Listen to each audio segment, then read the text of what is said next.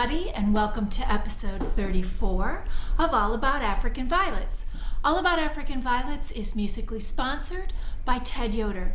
You can hear and purchase his wonderful music on his website at tedyoder.com. Hi everybody, welcome to my sunroom. We haven't been in this corner for a while, and I thought you'd like to see it. It looks different in the winter, than it does in the summer. I'm sitting right in front of the great big wandering Jew, but you can see how big the spider plant's gotten, and behind me over here is a big peace lily that lives in that corner. Anyway, I am so glad that so many of you really enjoyed the kind of a little bit more technical information last week from both Joyce Stork and Dr. Jeff Smith. And as mentioned, Dr. Smith has offered to answer any hybridizing questions, and I have a question in to him right now, so we'll be able to answer that next week. Next week, February is so short. Next week is our official question week. If you have questions, please feel free to leave them on the website, and I'll see what I can do about answering them.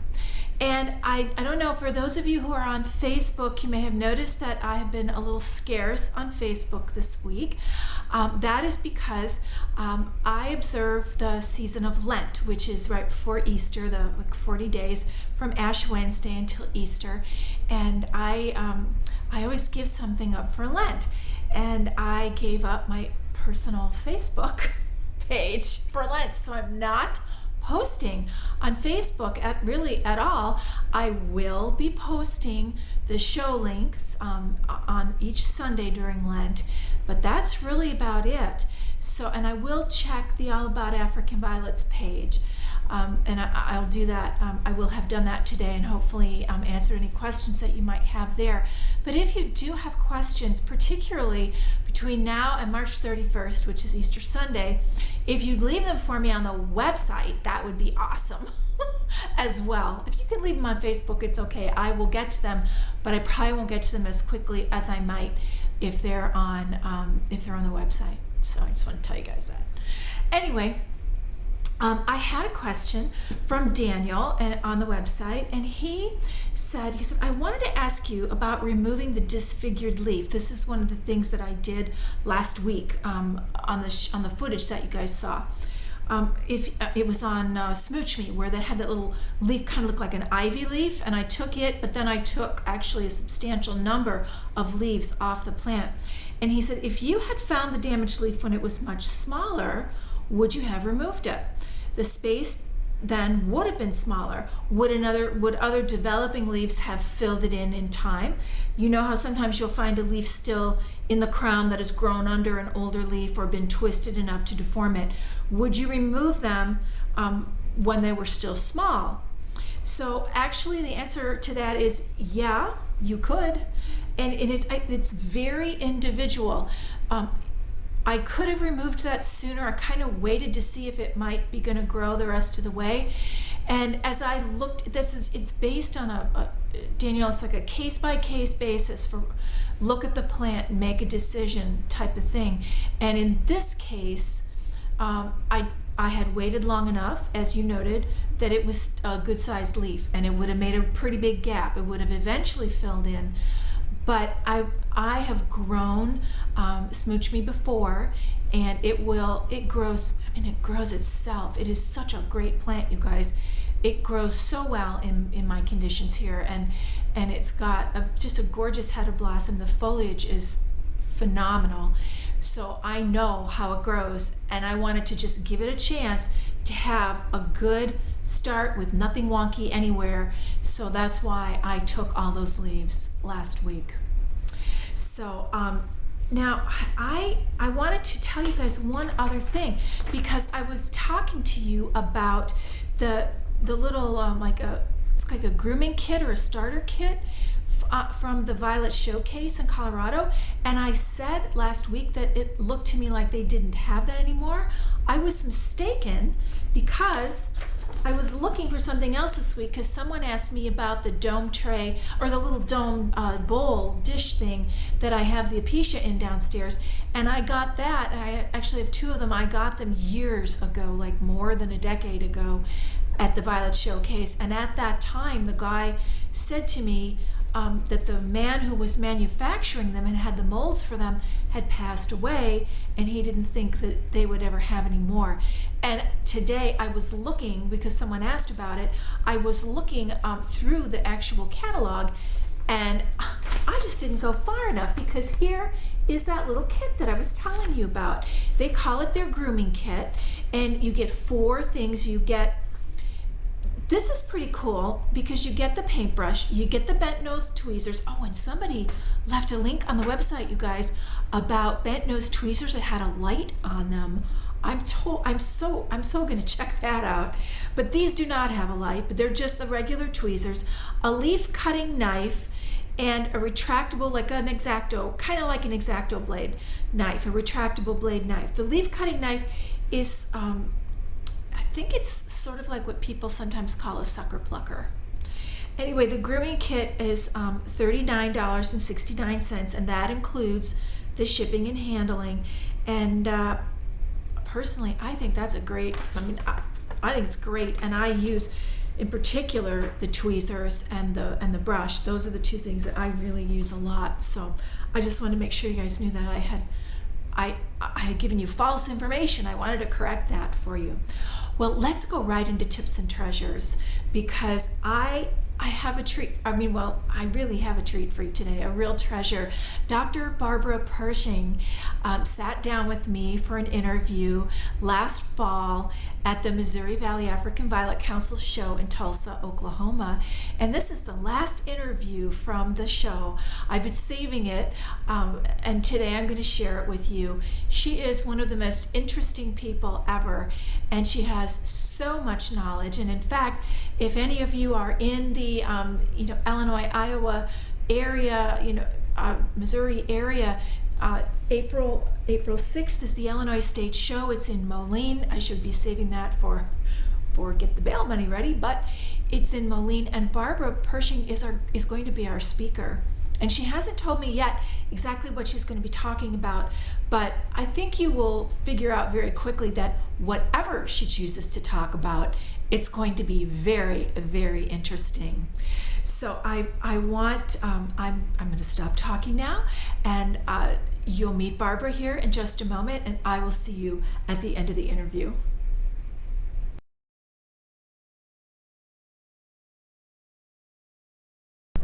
Hi, guys, I'm here with Barbara Pershing, and I'm so happy that you agreed to sit down and talk with me today. Sounds like a podcast. Well, I would love to know, and my viewers of the podcast would love to know, how and why you became interested in African violets. I think African violets have been part of my life ever since I was a teenager. Really? My mother grew them, and I sort of grew up with it, but I didn't really get involved with it until later. Actually, I was busy working, raising kids and all, and we were getting ready to retire. We built a new home, and all of a sudden I had a place for stands. So do you have a violet room? Well, not specifically a room, but I have a lot of room for stands in my lower level where I can spread out. Oh, how many violets do you grow? Well, right now I've really only about 100, but I've had lots more than that over time. At one time I had probably over 500. Oh my gosh. Way too many to take care of. That's a lot. Yeah, a lot. Do you have a favorite plant, Barbara? Oh boy. I have a lot of favorites. I really like some of them. I think Picasso would probably be one of my favorites. It's beautiful. Love It's that a beautiful plant. And then some of the other oldies like Ode to Beauty and Viking Maiden, Nessa's Viking Maiden, some of those. Okay. So those are all standards. Do you feel that you're a standard grower? Yeah. Do you feel that that's your specialty? Do you have a specialty? Well, I have done a little bit of everything. I've had trailers. I've had the semi-minis and miniatures. I've done lots of species. I got into that for a while, but standards are really my favorite. I like them. I almost forgot until you just mentioned that you have done so much work in growing species. There for a while I had grown, 30 probably different ones over time, but I kind of got tired of them. Wow. Well, why do you grow them? Why do you grow plants? I don't know. I just love plants. I love indoor, outdoor, but mostly my indoors all African violets. But I also like gardening. And I don't know. It's just I get a great deal of pleasure out of it. I do too. If they grow well. I do too. Well, Kent Stork and I were talking, and I know that you had some issues with. I know I'm not trying to pull a question. That's fine. I didn't prep her on this question, so I'm not trying to fool you. But I hope that maybe you would talk a little bit about this because you just reminded me of it. Kent mentioned this because he'd had issues with his plants, and I lost all my plants earlier this year, which is how the podcast started, and mostly to what Joyce Stork kind of helped me with, looking at photos and talking, something similar to what happened to you with micronutrient toxicity. Oh boy. Can you talk a little about that? Can you share a little about your experience and what you did? You'd think I'd learn because several years ago I had this problem, and part of it was water and the soil, combination of water and the soil, and I had finally gotten knowledge enough and research and all of that to realize that I had really acid soil, or the acid combination soil and water. Okay. And it was down around 6, below a little bit. And African violets do not do well in soil water combination lower more acid, shall I say, than 6.5. Mm-hmm.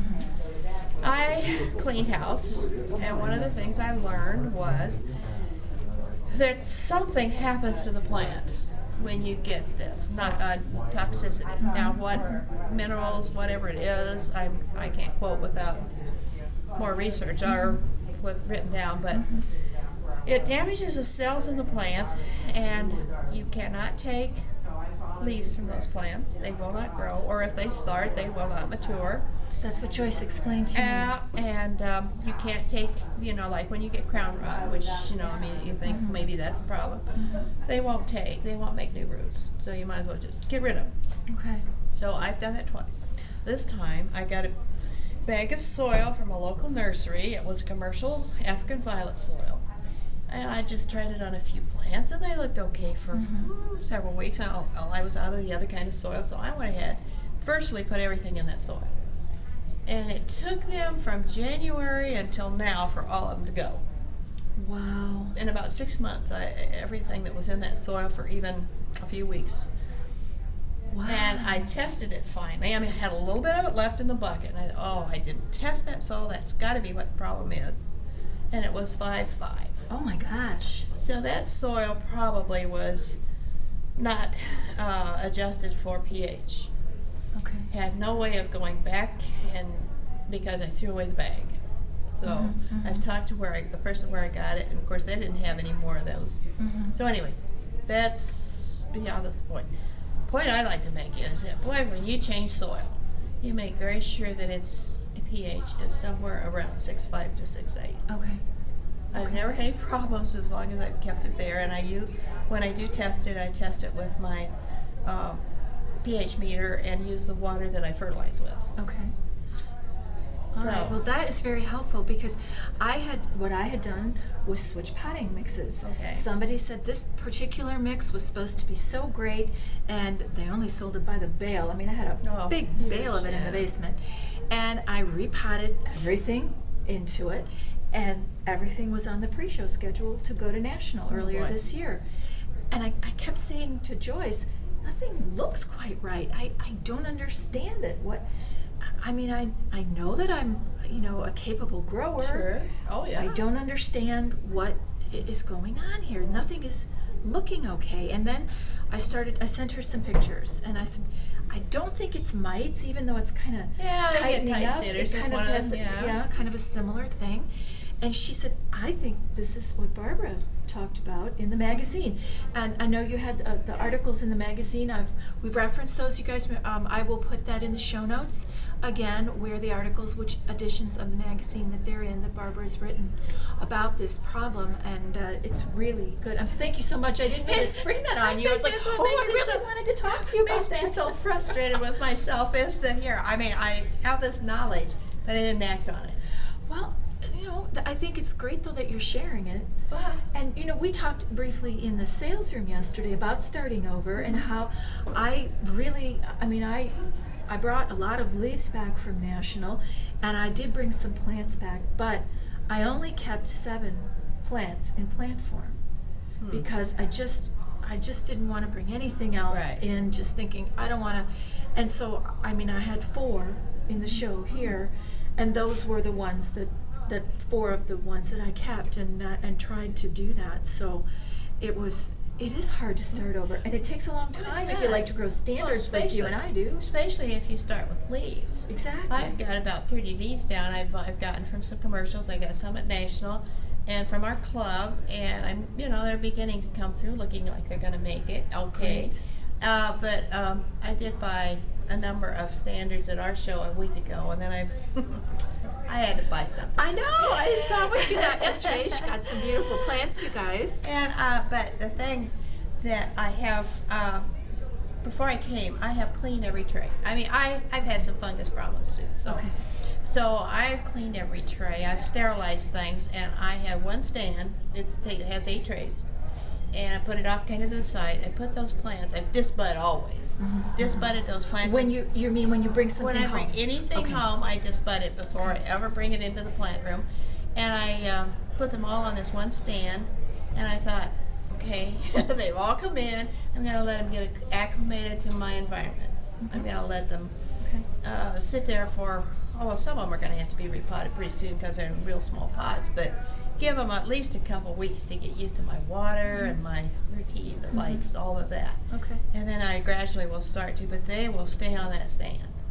They are not going to be put in with anything else. They're being isolated. That's what Isolated, it is. How yes. long do you isolate for? Well, depends. If it's convenient, it would be nice to keep them there for 3 to 6 months, but probably that won't happen. Yeah. But when I repot them, I will put Marathon in the soil, just because It's a little systemic. systemic. We talked about that before, you guys. It's something. Hi, guys. We took a short break there. My memory card filled up, so I know I can only get a few interviews done on one card before I have to switch. So, Barbara, we were talking about you were isolating. How long you isolate plants? We're rebuilding. Both of us are rebuilding our collections, and you isolate. Ideally, you'd like to isolate for longer. Right, but by the time they start getting bigger and I start repotting and all that kind of thing, they'll end up being integrated eventually. Okay. But not before I've repotted and then I've put the Marathon in the soil. And I probably will mix up a batch. I have an insecticide, the Avid. You're familiar with that? I am familiar with Avid. Yeah, I've had it a while, but I will probably give them all a couple of sprays with that. So you're using Avid as a preventative. Right, I am. Okay. Now, I don't like to use it all the time. I don't like to use any chemical all the time. Right. And if I don't have any problems with, like, soil mealybugs or anything that I think that Marathon would really work, I probably won't use it with everything. In other words, I got the problem solved, I'm not bringing any new plants in, then I don't use it for a while. Okay. Because I think that I think they can develop a kind of a tolerance to it. So I just don't use it all the time, but certainly will at this point. Well, Avid, you guys, Avid is a very, very strong chemical, and Safe, though. It's pretty safe, but it's pretty strong, and you do need to pay attention. And it is exactly, it's very spendy. So, a Marathon is spendy too. Yeah. So this would probably be something that if you felt like you needed or wanted to use it, if you had other people or club members that you could go in together with, you guys can split the cost for getting some. So, well, one of the things I also want to talk to Barbara about, you've heard me talk a lot about, I talk about Pauline Bartholomew's book, Growing to Show, all the time on the podcast. And Barbara was instrumental in the newest edition of the book, and how I would love for you to just maybe talk to us a little bit about how that came to be, how did it happen, and what did you do? Because it's so beautiful. Well, Pauline Bartholomew wrote this book in the 80s. I think she'd had 2 or 3 editions of it, and she was older. She gave all publication rights to AVSA. Okay. And I was publications chairman, and we got to talking about, they ran out. They didn't have any more copies of it and no way of reproducing it, and we said, hey, it's got to be updated. It has wonderful information, but there are things in here that need to be brought up to date.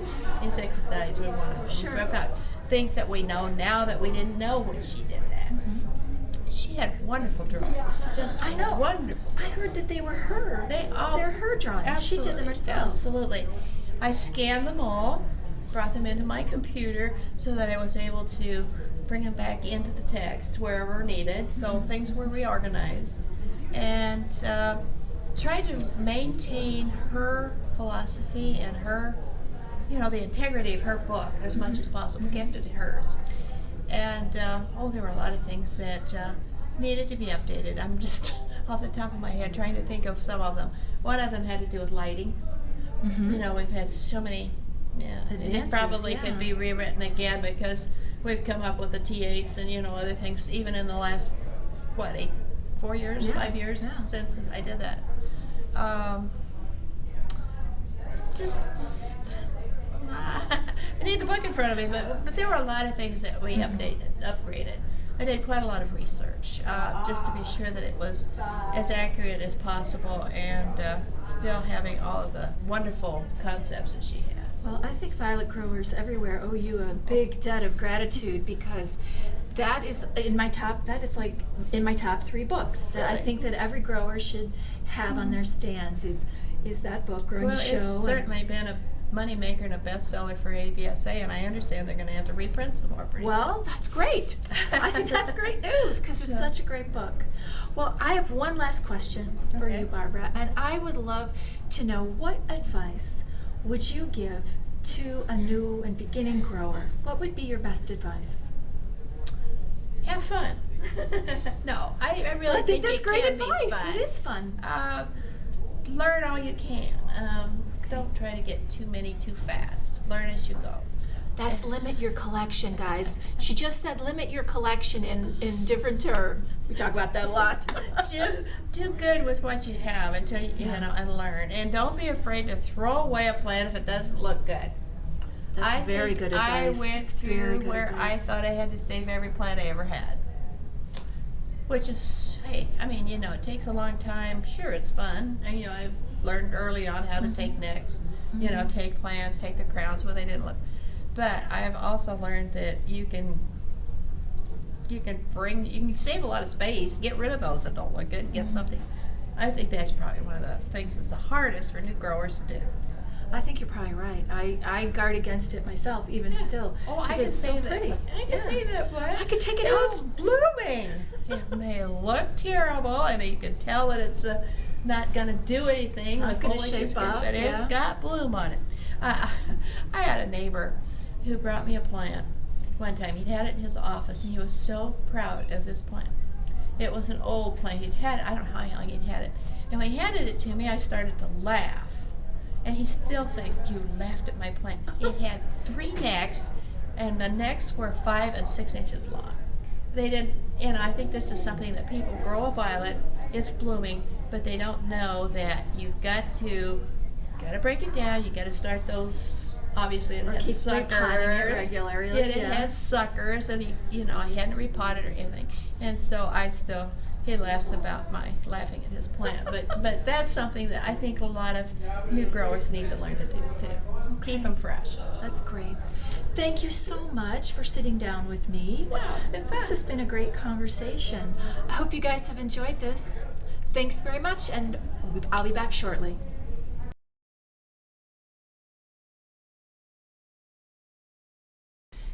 Isn't she amazing? She has so much knowledge. And guys, I was looking to try to find the 2 articles that it was like a 2-part series that she did, but I believe it was in 2012, and the episode index, the article index that they put on the website for the magazine, it's not up there yet for 2012, so I don't have the editions, but I will, Joyce will know which editions they are, and I will ask her, and I'll try to get that information and share it with you next week. But how about it? Don't be afraid to throw out a plant that doesn't look good. I love that. I love that she said that. And I didn't prompt her at all. And you heard that at one time she had more than 500 plants. And like many of the rest of us, she discovered that is too many plants to have. And I certainly am feeling that right now with 70 475, I think I have right about now. And I think you're going to see some changes as we go take a look at what's on the stands here in just a moment. But I also wanted to tell you and just show you, oh crud, I sat down with the wrong copy of the book. Hang on a minute. I'm sorry about that. I sat down with the old one, and this is the new one, the 2008 edition. And when this edition was, when it was redone, Barbara was the chair of the AVSA Publications Committee, and she's written a very interesting introduction to the book, and it's really, really great. And one of the things that you heard that really was updated is a section on lighting, and I wanted to tell you that I've had more than one question about lighting. And now, because there are so many different types of bulbs, you know, in the past it was the fluorescent tubes, which are still the ones that I grow with, but there are a lot of other choices now. And there have been a lot of articles written in the magazine, and I've been trying to do some research over the last few weeks to try to gather some of that information together. And if it's not next week, it'll be the week following that I hope to have have put together some good information for you about lighting, because it's one of those things that I get asked about a lot. Other growers get asked about it, and it's really critical. I mean, the most common reason that an African violet does not bloom again is because it's not getting enough light. So I just wanted to tell you, I think this book might as well be attached to my hand. This one and this one, these two, and the handbook, my top 3. I refer, as you can tell, I refer to them all the time. They are just wealths of knowledge, just such great tools to have on your shelf. Well, it's time to take a look at what's on the stands, and I think you're going to see I've switched things up again. I'm kind of really moving toward the Illinois show, and take a look, and I'll see you on the other side.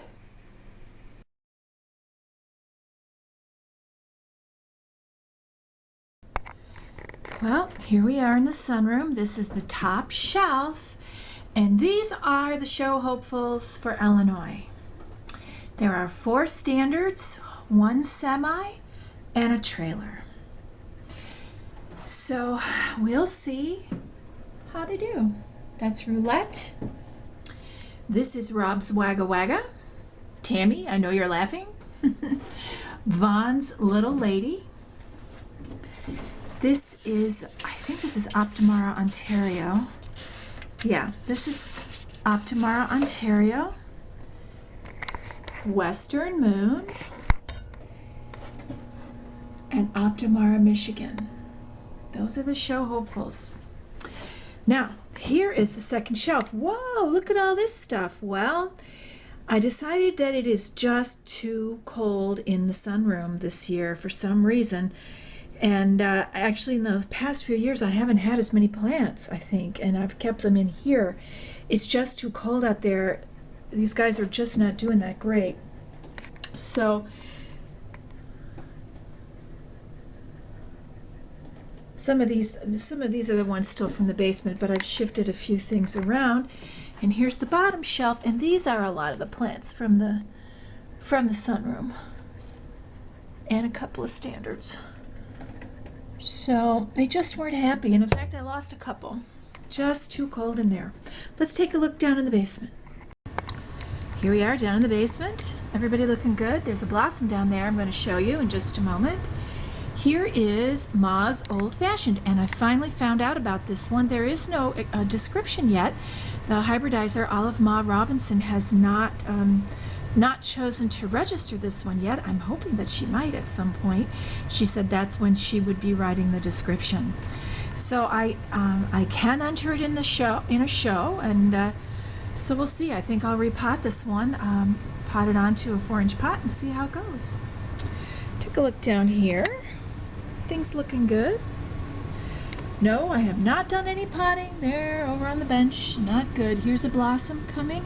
Now, interestingly enough, these are these Russian plants, and this is Zima Ulbayetskaya. I don't know. I don't speak Russian. It's having that same haloing effect, and I'm wondering. And these are the same hybridizer, I'm wondering if this is something they do. This could just be how they grow, because they're looking pretty happy other than that. So I'm not sure. Oh, here's the other shelf up here, and I want to walk around and show you the blossom on this one as well.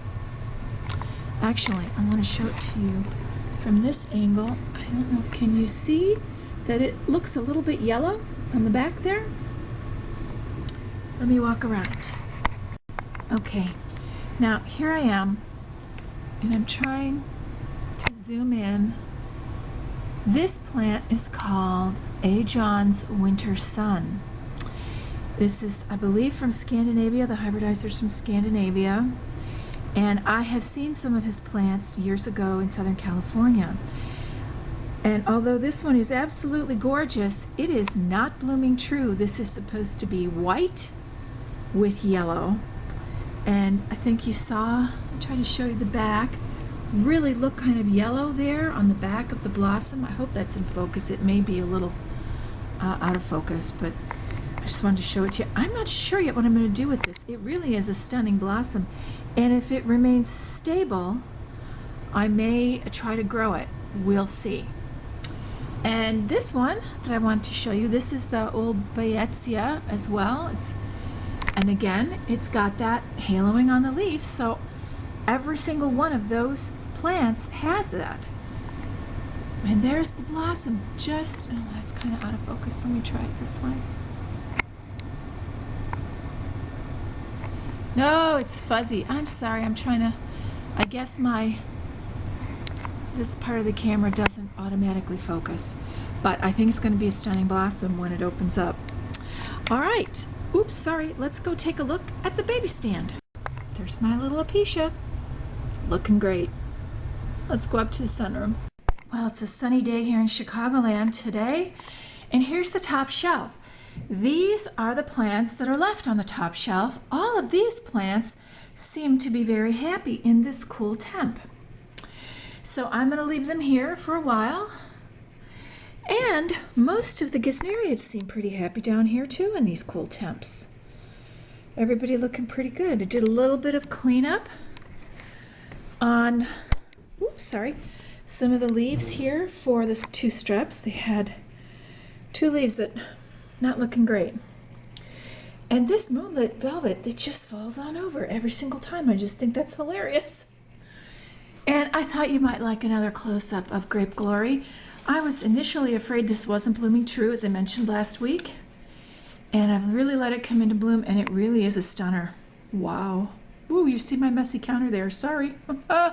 Let's go take a look at the big box violet. Well, I'm thinking next week is time to repot, and then we'll be 6 months. Next week or the following week. I'm not sure which one, but I'll check back and we'll figure it out. That's the look at the stands for this week. I'll be right back.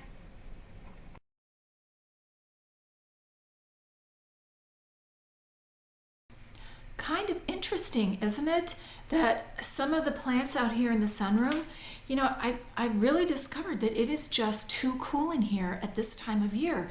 And as I was thinking about that, I realized that in winters past, I did not have nearly the number of plants that I have now, and I usually moved them at this time of year kind of into the back, into the guest room, because it's warmer. That's in the main part of my house. And the sunroom was added on later. It's like an addition to my home. And it's always cooler in here.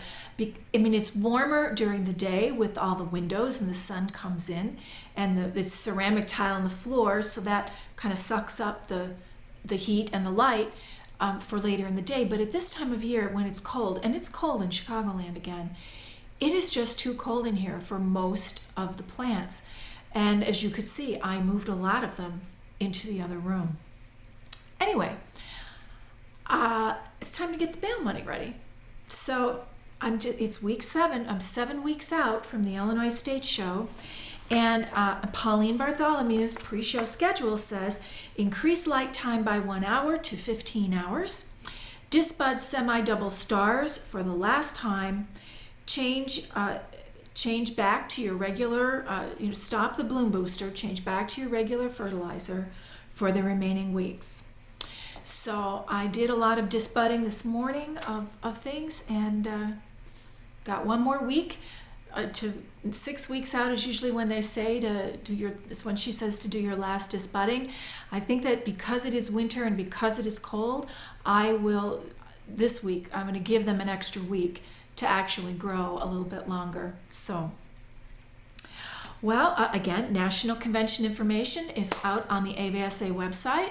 So I just want to mention that in case you're thinking of going and you haven't sent it in yet. I haven't sent mine in yet. I usually send it in like the first week. I have to get cracking.